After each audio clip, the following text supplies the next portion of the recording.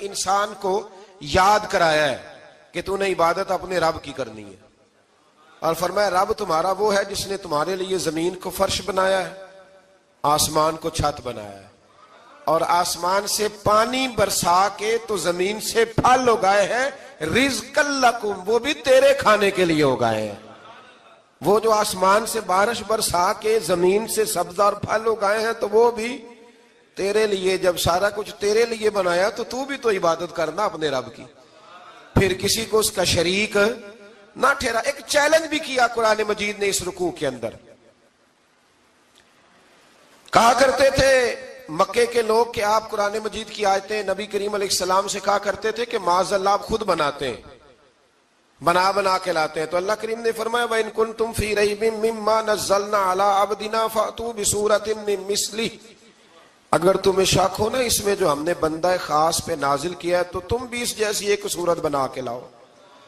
پڑھے لکھے تو تم بھی ہو نا، مکے میں تم بھی رہتے ہو، تو ایک صورت بنا کے لاؤ۔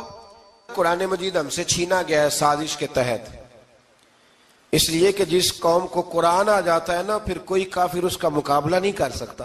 دیکھیں نا اگر کافروں کے پاس جواب ہوتا قرآن پاک کا تو بدر اور احد میں نا کوئی آیت بنا کے لاتے قرآن کے مقابلے کی، تلواریں لے کے نہ آتے، ان کے پاس جواب ہی نہیں تھا۔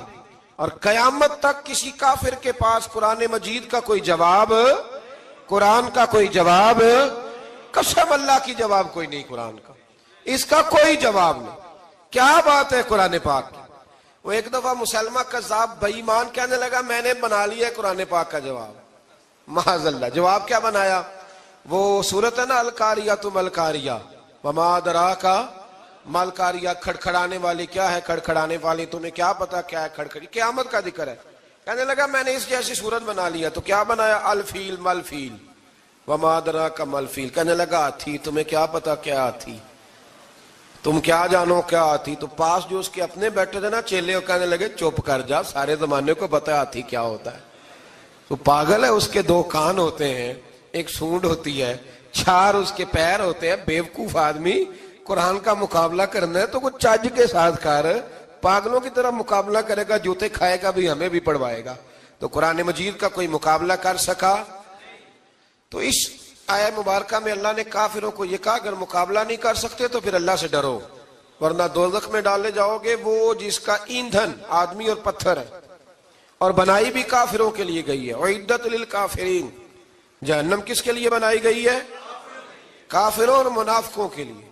مسلمانوں کے لیے بنائی گئی، مسلمان مرضی سے چھلانگے لگائیں تو ان کی موج ہے، ورنہ ان کے لیے جہنم، ان کے لیے اللہ نے جنت بنائی ہے۔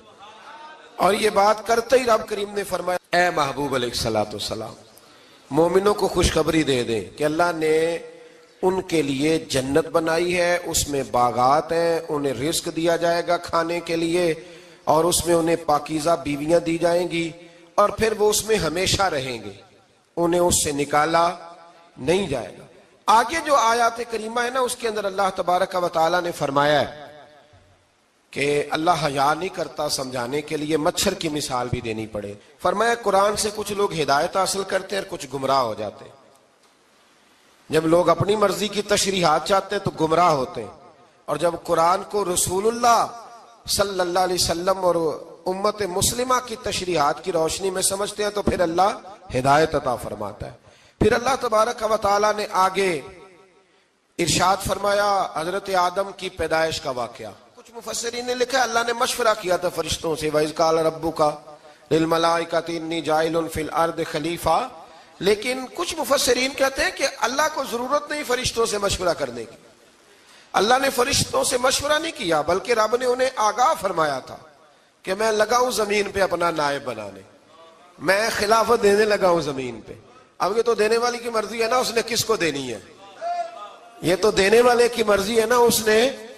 تو کچھ لوگ کہتے ہیں کہ دینے والے سے زیادہ ہمیں پتہ ہے، تو فرشتوں کو بھی یہ اجتہادی خطا ہو گئی، کہنے لگے یا اللہ اسے نہ بنانا، یہ فساد کرے گا، یہ خون ریزیاں کرے گا۔ تو اللہ نے فرمایا جو میں جانتا ہوں وہ تم، اللہ اکبر۔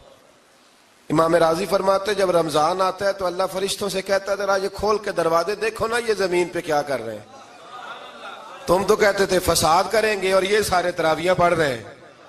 تم تو گویا کہتے تھے فساد کریں گے، اور یہ تو دیکھو گویا رمضان کے روزے رکھ رہے، یہ تو میری یاد میں نکلے ہوئے۔ تم کچھ کہتے تھے اور دیکھو میں نے تمہیں کہا تھا نا جو میں جانتا ہوں وہ تم۔ اللہ نے پھر حضرت آدم علیہ السلام کو تمام زمانے کے علوم عطا کیے، علم سکھا لیا۔ تو فرشتوں سے کہا تم بھی ان چیزوں کے نام بتاؤ، تو وہ بتا سکے نہیں۔ اللہ نے فرمایا اب اس طرح کرو، آدم کو سجدہ کرو۔ سب نے سجدہ کیا سوائے، وہ کہنے لگا یا اللہ صرف تجھے ہی کرنا ہے۔ کرنا بھی صرف اللہ کو چاہیے، پر رب کے آگے بھی جھکنا چاہیے، اور جس کے سامنے رب جھکائے نا وہاں بھی۔ اور یہ جو عاجزی ہے نا، یہ جو جھکنا ہے، یہ علم کے آگے ہے۔ ہماری مصیبت یہ ہے کہ ہم علم کے آگے بھی گردن جھکانے کو تیار نہیں ہوتے، وہاں بھی ہم خود عالم فاضل بن جاتے ہیں۔ تو فرمایا کہ سب سے کہا سجدہ کرو، سب نے سجدہ کیا سوائے ابلیس کے۔ تو پھر ہوا کیا، وکان من الکافرین، وہ کافروں میں سے ہو گیا۔ پھر اللہ نے حضرت آدم کو اور جناب حوا کو نا مقام دے دیا جنت میں رہنے کے لیے، اور کہا سارا کچھ کھانا، درخت کے قریب نہ جانا۔ ابھی آپ کسی سے کہہ دیں تھوڑا سا کہ پیچھے نہ دیکھنا، یعنی اگر میری سمجھ لیں ادب کی وجہ سے کوئی 1.5-2 منٹ یا 6 منٹ نہیں بھی نہ دیکھے گا تو سوچے گا ضرور کہ پتہ نہیں اب پیچھے کیا ہے، مصیبت کیا ہے۔ یعنی آپ کہہ کے دیکھ لیں کسی کو، پیچھے نہ دیکھنا، فطرت ہے نا انسان کی، وہ جستجو کرتا ہے۔ کہا اس درخت کے پاس نہ جانا۔ تو حضرت حوا سلام اللہ علیہ کہتے ہیں دل میں خیال رہتا تھا کہ آخر ہے کیا درخت کے پاس۔ یہی انسان کا عقیدہ توحید ہے کہ جہاں سے رب منع کر دے وہاں وہ منع ہو جائے، اور یہ ان کی خطا نہیں تھی، یہ اللہ کی حکمت تھی، چونکہ رب نے تو پہلے کہہ دیا تھا بنایا ہی زمین کے لیے، تو یہ تو سارا کچھ ہونا تھا تو زمین پہ آنا تھا نا۔ تو حضرت حوا اور جناب آدم کے پاس شیطان آیا، اب اس کو نکال تو دیا تھا پر ابھی اس کا جنت میں آنا جانا بند نہیں ہوا تھا، یہ بھی اللہ کی حکمت تھی۔ تو وہ کہنے لگا تمہیں پتہ ہے بعد میں مر جاؤ گے۔ تو حضرت حوا کہنے لگی کیا موت بھی آئے گی؟ کہاں، اس کی تکلیف بھی بڑی ہوگی، تو پھر بچیں گے کیسے؟ تو کہنے لگے پھل کھا لو اس درخت کا۔ تو بچنے کے لیے پھل کھایا تھا۔ جس طرح لوگ آج بہت سارے کام بچنے کے لیے کرتے ہیں پر بچ سکتے، بچنے کے لیے پھل کھایا تو اللہ نے فرمایا زمین پہ چلے جاؤ۔ تو حضرت آدم زمین پہ آئے، پھر کئی 100 سال روتے رہے۔ فَتَلَقَّى آدَمُ مِن رَبِّهِ کلمات،